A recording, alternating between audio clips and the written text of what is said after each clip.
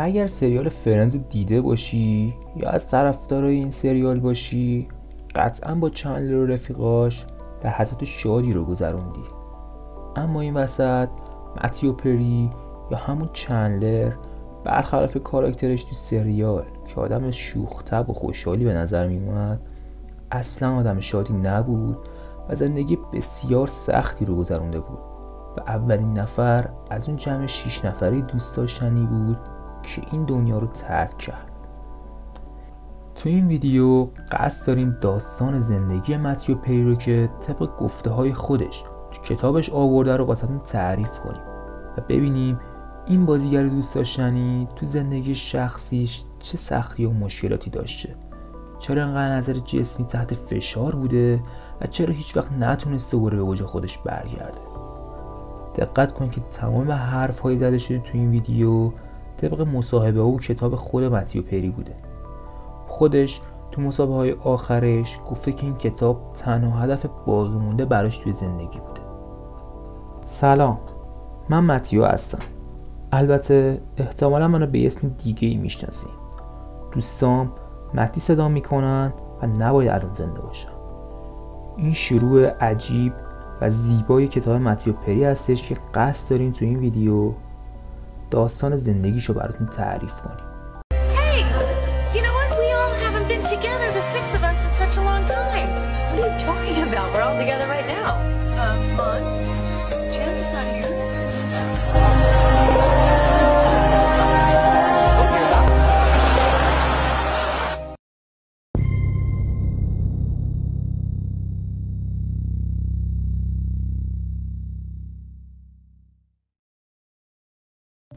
داستان این بازیگر با یه بیماری مادرزادی و یک دارو شروع میشه.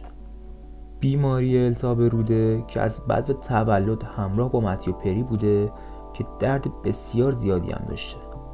طی 1 ماه اول تولد متیو این نوزاد بدون توقف گریه میکرده و طبیعتا دکترها برای این نوزاد یه مسکن تجویز میکنن، مسکنی که 50 سال پیش مجوز داشته و پزشکان اجازه داشتن که این مسکن رو برای اطفال هم تجویز کنن.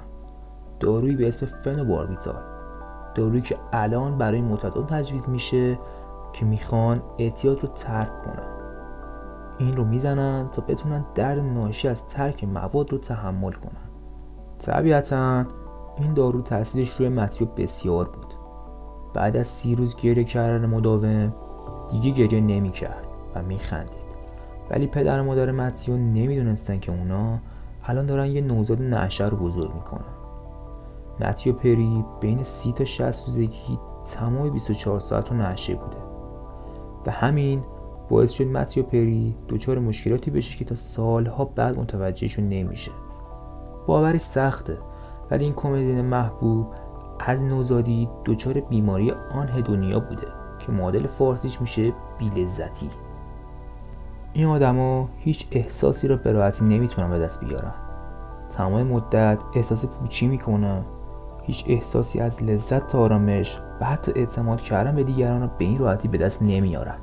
متیو به غیر از مشکلی که با سیستم عصبی خودش داشت، توی خانواده خودش هم دچار مشکل بود.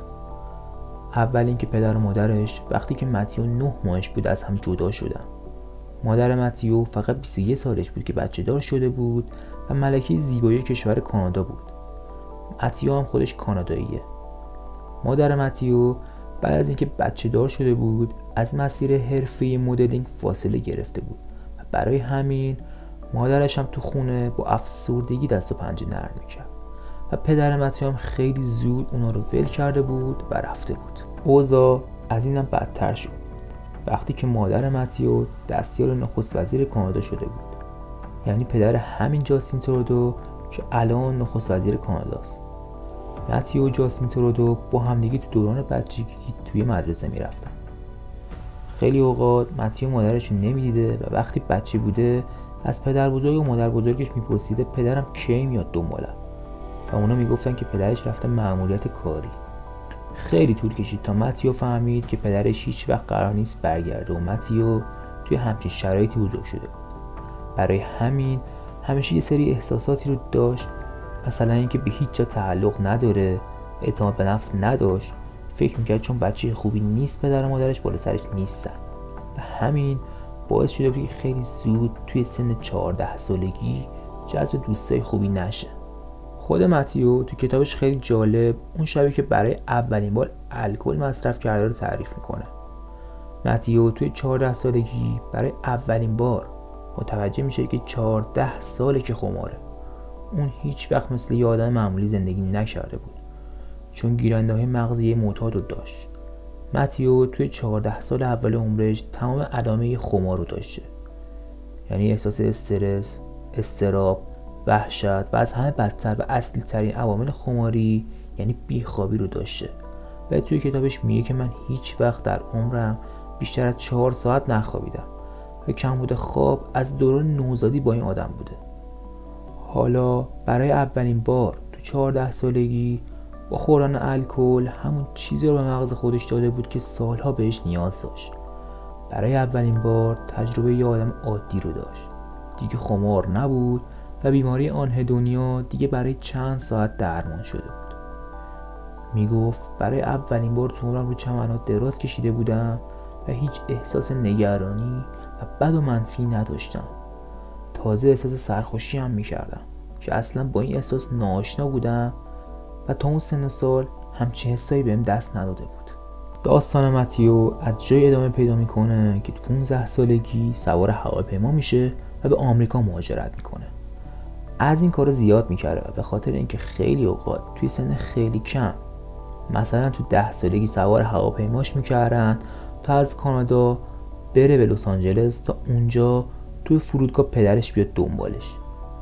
متیو توی کتابش تعریف کنه، میگه تو هواپیما از تنها بودن میترسیدم، برای همین خودمو میدادم به مریضی تا مهماندارا بیان سر وقتم و اینو یاد گرفته بودم که وقتی شوخی میکنم و بقیه رو میخندونم مهماندارا دور من جمع میشن و منو ترکم نمیکنن و منم از ترس تنها شدن دائما سعی میکردم بقیه رو بخندونم و این احساس تا پایان عمرشم باهاش موند. متیو همه عمرش به خاطر اضطرابی که توی جمع داشت شوخی میکرد، همه رو میخندون در حالی که توی دل خودش احساس ترس میکرد. متیو به خاطر این مادرش رو ترک کرده و رفت پیش پدرش چون مادرش شده بود مسئول تیم رسانه‌ای نخست وزیر کانادا. کلی کار داشتش و شبا حتی از 9 شب هم دیرتر برمیگشت خونه. سر همین موضوع اصلا یه بار متیو توی 14 سالگی جاستین ترودو تو مزه حسابی کتکی زده بود تا انتقام دیر اومدن‌های مادرش رو از پسر نخست وزیر کانادا بگیره. سر همین موضوع متیو میره آمریکا پیش پدرش. پدرش یه خواننده تقریبا موفق بوده و نکته مهمی که بوده اینه که پدرش دائم الخمر بوده و همه جای خونه‌شون هم مواد مخدر پیدا می‌شده. این برای متیو پری یه بهشت به حساب می اومده. برای همین خیلی زود اعتیادش بیشتر میشد. با پشتیبانی پدرش از همون سن 15 سالگی وارد هالیوود میشه و شروع میکنه به یه سری نقش‌های کوتاه بازی کردن در حالی که هیچ پولی نداشته. از همون 15 سالگی نقش‌های خیلی سطح پایین بازی میکرده، نمایش‌هایی که جزو کم بازی ترین ها در آمریکا بود. تا سن 25 سالگی عملاً همینجوری میگذشته و هیچ پولی نداشته. توی سن 25 سالگی داشتش توی آشغال ترین سریال تلویزیون بازی میکرده که داستان سریال مربوط میشده به آینده و متیو پری نقش آدم فضایی رو بازی میکرده. توی همین زمان بودش که تهیه کنندگان سریال فرندز دنبال یه بازیگر میگشتن برای نقش چندلر. زمانی که فیلمنامه رسید دست متیو، توصیفی که توی کتاب گفته این بود که میگفتش احساس میکردم چندلر اصلا خود منه، یه آدم خجالتی که تو جمع راحت نیست، برای اینکه فضا رو عوض کنه شوخی میکنه در حالی که استرس داره، با خانم‌ها راحت ارتباط نمیگیره و از مسئولیت گرفتن میترسه، اعتماد به نفسش پایینه و تمام اینا ویژگی خود متیو بودش و متیو علاقش انقدر زیاد بود برای بازی کردن توی این نقش که انقدر از روی فیلمنامه خونده بود که دیالوگا رو حفظ شده بود، ولی هیچ وقت اصلا این فرصت رو بهش ندادن که حتی بیادش مصاحبه کنه. ولی قسمت بعد ماجرا اینجا بود که یه سری دوست بازیگر داشت. اسم یکی از دوستای صمیمیش جان فاورو بودش که این دوستش رفت و مصاحبه کرد و نقش چندلر رو به دوست صمیمی متیو پیشنهادش دادن. جالبش اینجاست که این آدم اومد از خود متیو مشاوره گرفت. گفت 2 نقش بهم پیشنهاد دادن، یکی نقش چندلر و یکی یه نقش دیگه است. و متیو هم با اینکه خودش خیلی دوست داشت نقش چندلر رو بازی کنه، ولی با این حال به دوست خودش گفت که نقش چندلر رو انتخاب کنه. و قسمت عجیب ماجرا اینجاست که این آدم میره و تلفن رو برمی‌داره و مدیر برنامه‌اش میگه که اون یکی نقش انتخاب کرده و متیو با گوشه خودش میشنوه که این آدم نقش چندلر رو رد کرده و فرداش میره و برای نقش چندلر تست میده. موقع تست دادن یه کار جالب میکنه. اون موقع فوت بازیگرا کاغذ دیالوگا رو میگرفتن دستشون، ولی متیو انقدر تمرین کرده بود که دیالوگا رو حفظ بود و برای اولین بار جلوی کسایی که تست میگرفتن از حفظ همه دیالوگا رو گفت. همین باعث شد که خیلی زود اونو به عنوان نقش چندلر انتخابش کنن. تهیه کننده انقدر متیو رو میخواستن که منتظر شدن بازیش تو اون سریال مسخره که نقش آدم فضایی رو بازی میکرد تموم شه تا بتونه بیاد فرندز رو بازی بکنه. با شرایط مالی که متیو داشت و همینطور اعتیادش به مواد مخدر، میگفت اگر سریال فرندز رو بهم پیشنهاد نمیدادن مطمئن بودن تا چند سال بعد تو فقر کامل انقدر هروئین به خودم میزدم که تا کنار خیابون بمیرم. و اینجا بود که فرندز جون متیو رو برای اولین بار نجات داد. تیم اعضای فرندز عالی بودن. قسمت جالبش اینجاست که متیو هیچ کدوم از اعضای گروه نمیشناخت به غیر از جنیفر آنیستون. چند سال قبلش متیو عاشق جنیفر آنیستون شده بود و بهش درخواست دوستی داده بود و جنیفر هم درخواست اون رو رد کرده بود و حالا باید تو سریال فرندز با هم بازی می‌شدن. شرایطشون جوری شده بود که روزهای اول متیو برای خودش قانون گذاشته بود که بیشتر از 3 ثانیه تو چشای جنیفر نگاه نکنه تا معذب نشه. سریال انقدر تو همه زمین‌ها خوب عمل کرده بود که تهیه کننده سریال قبل از پخش سریال اومدن به 6 تا بازیگر سریال فرندز مقداری پول دادن و بهشون گفتن که برید تو کازینوهای لاس وگاس همه این پول رو قمار کنید و خرج کنید، چون فردای پخش سریال دیگه نمیتونید مثل آدم عادی زندگی کنید. و همه اون پیش‌بینی‌ها هم درست از آب در اومد و سریال همه چیزو زیر و رو کرد. خود متیو میگه که من قبل از پخش سریال یه شب زانو زدم و به خدا گفتم که هر کاری دوست داره میتونه با من بکنه، فقط منو معروف کنه. و یه توصیف خیلی جالبم تو کتابش داره که میگه من اصلا حواسم نبود خدا چه شخصیتی داره. خدا 50% اول رو انجام داد و منو معروف کرد، ولی اصلا حواسم نبود که خدا بعضی اوقات تشخیص میده که حتی پسر خودش رو بفرسته بالای صلیب. گفتیم که متیو پری همه عمرش رو احساس اضطراب میکرد. میگفت من چون بچه بودم بهم گفته بودن بابا رفته سر کار و هیچ وقت برنگشته، هر وقت مامانم صبح میرفت و تا دیر وقت برنمیگشت، من از ترس اینکه اون هیچ وقت برنمیگرده میرفتم به رخت خواب و بعضی شبا با همین ترس خوابم میبرد. برای همین من همیشه این ترس رو داشتم که نکنه مردم من دوست نداشته باشن و وقتی که سریال فرندز رو بازی میکردم و هر وقت یه شوخی میکردم و شوخیم نمیگرفت تمام بدنم خیس عرق میشد. فشار خیلی زیادی روی متیو پری بود در حالی که بقیه اینطوری نبودن. یه مقداری اعتیاد متیو پری بیشتر شده بود، ولی برای خودش قانون گذاشته بود که به هیچ عنوان نباید سر کار نشه باشم. خوردن قرص درست بعد از کار بود و صبح فقط با مصرف الکل سطح انرژی خودش رو به سطح معمول میرسوندش. سال 1996 فصل دوم فرندز داشت پخش میشد. دیگه متیو پری به اوج خودش رسیده بود. تبلیغات روی سریال فرندز هر 1 دقیقه شده بود $1,000,000. دوست دختر متیو پری یعنی جولیا رابرتس بود و نکته جالب این بودش که جولیا رابرتس بودش که درخواست دوستی رو به متیو پری داده بود. عاشق شدنشون هم خیلی جالب بود. میگفتم ما با هم فکس میکردیم و میگفتش که فکس های عاشقانه رو برای هم میفرستادیم و جولیا رابرتس اولین کسی بود که متن فکس ها رو عاشقانه کردش. جالبش اینجاست که اینها رابطه خودشون رو از مردم پنهان کرده بودن، اما تو سریال فرندز بوسه‌ای که داشتن انقدر طبیعی بود که همه روزنامه‌ها نوشتن قطعا این دوتا با هم دیگه رابطه دارن. اما بعد از فصل دوم سریال متیو پری قرار بود توی فیلم بازی کنه که با سلما هایک هم بازی بودش. موقع استراحت متیو رفت سوار جت اسکی شد و انقدر به جت اسکی فشار آورد که روی آب تعادلش از دست داد و به کمرش آسیب وارد شد. باید هفته استراحت میکرد، ولی متیو تازه داشت وارد سینما میشد و نمیتونست به فیلم خسارت وارد کنه و فیلم برداری رو متوقف کنه. برای همین رفت پیش دکترا و درخواست مسکن کرد تا بتونه با همین کمردردش به بازی کردنش ادامه بده و دکترا مسکن رو به متیو پری دادن که همون مسکنی که چند سال بعدش مایکل جکسون با مصرف همین مسکن به کام مرگ رفت. متیو به ماده جدیدی معتاد شده بود.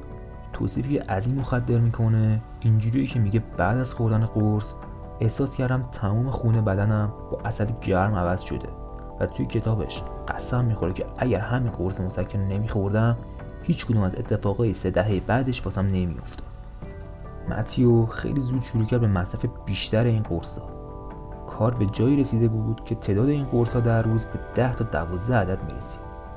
نکته اینجاست که این قرصا روی سیستم گوارش تاثیر خیلی شدیدی میذارن و باعث استفراغ میشن و متیو هم هر روز دچار استفراغ میشده و برای همین هر روز به خودش گلده سر کار میبرده و چند بار در طول روز استفراغ میکرده. توی فصل 3 سریال فرنز وزنش به 58 کیلو میرسه. توی همین زمان بودش که وقتی که خمار میشد انقدر احساس بدی پیدا میکرد که زمانی که کنار جولیا رابرتس قرار میگرفت احساس میکرد که کافی نیست. همون احساسی که در تمام دوران بچگیش به خاطر اعتماد به نفس پایینش داشت. به همین خاطر با جولیا رابرتس به هم میزنه و میگفت که هیچ وقت تا پایان عمرش نمیتونه قیافه هاج و واج جولیا رو موقع به هم زدن رابطه فراموش کنه. اما یه شوک باعث میشه که متیو به خودش بیاد. سال 1997 متیو توی فیلم بازی میکرد به اسم تقریبا قهرمان که کمدی هم بود. سر همون فیلم همبازی متیو به خاطر مصرف هروئین اووردوز میکنه و میمیره. نکته جالبش اینجاست که وقتی که فیلم اکران میشه تمام مدت متیو روی فرش قرمز تبلیغ فیلمو میکرده در حالی که خودش توی رگاش مواد مخدر جریان داشت. تبلیغ میکرد برای جوونا که نرید سراغ مواد که مواد شما هم اووردوز کنید. سر این اتفاق متیو تصمیم میگیره که مواد رو ترک کنه و فصل 4 میشه زمانی که متیو پری سالم ترین حال خودشو داره. بدنش تقریبا عضلانی شده و فقط یک کمی الکل مصرف میکنه تا شاد بمونه. ولی قسمت بعدش اینجاست که وقتی یه بار با دوست دخترش به هم میزنه دوباره میره سراغ مواد و فصل 5 دوباره معتاد میشه. این بار شدت اعتیادش انقدر بیشتر بوده که یه بار سر صحنه فیلم برداری خوابش میبره و انقدر دیگه الکل مصرف میکرده که توی سن 30 سالگی دچار التهاب لوزالمعده میشه. همین اعتیادش باعث میشه که فقط بتونه توی سریال فرنز بازی کنه که حتی نقش جو بلک توی فیلم ملاقات با جو بلک رو بهش پیشنهاد میدن ولی نمیتونه قبول بشه تو نقش و در نهایت نقش میرسه به براد پیت. کار به جایی میکشه که برای امضای قرارداد فصل 6 و 7 خودش نمیره برای امضای قرارداد و دیوید شیرمر یا همون بازیگر نقش راست میره و قرارداد امضا میکنه و 50 میلیون دلار به متیو پری میرسه. بین فصل 6 و 7 انقدر اوضاع متیو پری بد میشه که وقتی میره خونه پدرش نابدنریش اونو از خونه پرت میکنه بیرون چون دیگه غیر قابل تحمل شده بوده. کار به جایی میرسه که جنیفر آنیستون به روش میاره این موضوع رو و میگه که دیگه هممون میتونیم بوی الکل رو حس کنیم توی صحنه. همه دیگه خبردار شده بودن و یکی از بدترین اتفاقای ممکن میفته، اینکه حافظه متیو پری دچار اختلال میشه، چون که دیگه یه سری از صحنه‌هایی که فیلم برداری کرده بودن رو به یادش نمیاد و فردای اون روز می‌خواسته که صحنه‌های دیروز رو دوباره بازی کنه و وقتی بهش میگفتم ما اینا رو بازی کردیم یادش نمیومده. همون سالا تو یه دونه فیلم بازی میکنه به اسم در خدمت سارا و انقدر تو اون فیلم بد صحبت میکنه و دیالوگا و کلمه‌ها رو مثل معتادا کشدار تلفظ میکنه که فیلم شکست میخوره و عوامل فیلم ازش شکایت میکنن و $650,000 ازش خسارت میگیرن. دیگه انتهای فصل 7 بودش که تمام اعضای فرنز مجبورش میکنن بره مرکز بازپروری. خود متیو پری تو کتابش میگه که اون 5 رفیق دیگه برای من مثل پنگوانا بودن. وقتی یکی از پنگوانا زخمی میشه بقیه اعضای گروه میان دورش حلقه میزنن و اجازه نمیدن که آسیبش وارد شه. متیو پری میگفت اون 5 نفر دیگه دقیقاً همین کار با من کردن. میگفت رفتم مرکز بازپروری و 12 شب پشت سرم نخوابیدم به خاطر قطع مواد مخدر. میدونی اون چه شبیه؟ دقیقاً همون شبیه که مونیکا و چندلر توی سریال فرنز با هم ازدواج کردن. درست فردای اون روز متیو پری رفت مرکز بازپروری. توی همون مرکز بازپروری بودش که یه شوک اساسی هم بهش وارد میشه. وقتی که برای اولین بار دید جولیا رابرتس توی مراسم اسکار داره شرکت میکنه و اسکار برنده میشه و اونجا لبای دوست پسرشو میبوسه.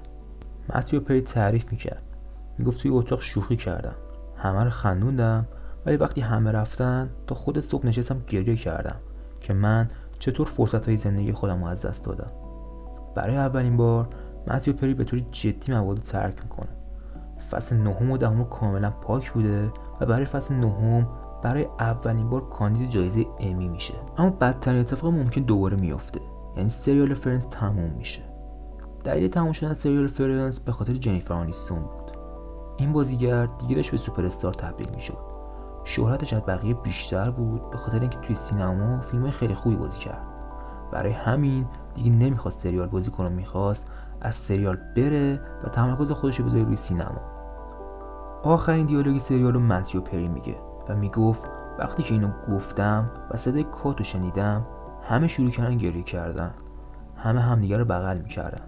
تنها کسی که گریه نمیکرد من بودم، چون واقعیتش اینه که هیچ احساسی نداشتم. فیلم های اون زمانم هست. متیو پری انگار اصلا تو این دنیا نیست، هیچ احساسی نداره از اینکه سریالی که 10 سال جزش بوده داره تموم میشه. چون مواد مخدر دیگه کار خودشونو کرده بودن، برای همین هیچ احساسی نداشت. فرندز یه شغل فوق‌العاده بود که حالا دیگه تموم شده بود. بعد از تموم شدن سریال متیو پری یه مدت بیکار بود. بعد شروع کرد به بازی کردن توی یه سری سریالی که همشون طوفانی شروع میشد ولی بعد یه مدت شکست میخوردن و از تعداد بیننده کم میشد. متیو توی انتخاب سریال دقت نمیکرد. 1-2 ساعت بعد از تموم شدن سریال دوباره مصرف مواد رو شروع میکنه و این بار دیگه عکسش میره روی جلد مجله ها. دیگه همه باخبر شدن که تقریبا متیو پری مواد میزنه. طی چندین سال متیو دائم میرفت به کلینیک‌های ترک اعتیاد. خودش حتی یک کلینیک ترک اعتیاد زد. تلاش کرد که روی قانون تاثیر بذاره و با سناتورها میرفت و بحث میکرد. تا اینکه نزدیک سن 50 سالگی روده های متیو پری میترکه و 14 روز به کما میره. مواد مخدر باعث یبوست میشه و متیو هم چون دائم مواد رو ترک میکرده و هی میکشیده باعث شده بود که مشکل گوارشی پیدا کنه و اصلا هم یه مشکلی روده هم از بچگی داشت. متیو توی بیمارستان ایست قلبی میکنه و با اینکه 5 دقیقه احیای قلبی شده بود باید مرده تشخیص میدادنش، ولی چون کلینیک‌های خصوصی نمیخواستن که یه فرد معروف توی کلینیکشون بمیره بازم احیای قلبی رو ادامه میدم و بعد از 8 دقیقه و به قیمت شکسته شدن 4 تا از دنده‌های متیو پری اون قلبش دوباره شروع میکنه به تپیدن. خودش توی کتابش میگفت که این بار دوم بود که فرندز جون منو نجات داد، چون اگه من بازیگر فرندز نبودم چند دقیقه قبلش اسم من میرفت توی لیست مرده ها. متیو پری برای 9 ماه توی مرکز بازپروری میمونه و تولد 50 سالگیش توی همین کلینیک ها بوده. از تموم شدن سریال فرندز یعنی از 35 سالگی تا سن 50 سالگی بیش از 20 بار به کلینیک های ترک اعتیاد مختلف رفته و سم‌زدایی کرده بود. توی سن 50 سالگی متیو پری روزی 60 نخ سیگار میکشیده و خودش میگه که در روز نزدیک 10 لیوان الکل میخوردن. همین باعث شده بود که تمام دندوناش میریزه و 14 بار عمل جراحی روی رودش انجام میدن. جوری که خودش توصیف کنه میگه انقدر روی شکمم جای تیغ عمل جراحی بود که انگار از جنگای صلیبی برگشته بودم. اما بعد از 50 سالگی متیو تصمیم میگیره به ترک کردن، درست در همون زمانی که رودهاش دیگه ترکیده بودن، چون دیگه نمیتونست با این وضعیت ادامه بده. بعد از 50 سالگی توی مصاحبه‌اش میگفت که من فقط دیگه یه هدف توی زندگیم دارم، این که میخوام کمک کنم به آدمایی که تجربه شبیه به خود من دارن. میگفت میخوام کاری کنم که همه بفهمن که مواد یعنی چی و بقیه هم کمک کنن که مواد رو ترک کنن. میگفت تمام هدف من اینه که فقط همین یه دونه کتابو بنویسم. این کتاب توی 53 سالگی متیو منتشر میشه و متیو پری توی 54 سالگی توی اکتبر سال 2023 توی استخر خونش غرق شد و مرد، چون دیگه نمیتونست مثل یه آدم عادی زندگی کنه و از زندگی لذت ببره. یه جوری متیو با این کتابش به اون آدمایی که فکر میکنن مخدر کار کول و خفنیه بفهمونه مگه آدم میتونه انقدر خام و ساده باشه. این بود داستان زندگی متیو پری یا همون چندلر سریال فرندز. امیدوارم که از این ویدیو لذت برده باشید و ما رو با کامنت ها و لایکاتون حمایت کنید و اگه از این دست ویدیو دوست دارید توی کامنت ها به ما بگید و چنل ما رو سابسکرایب کنید.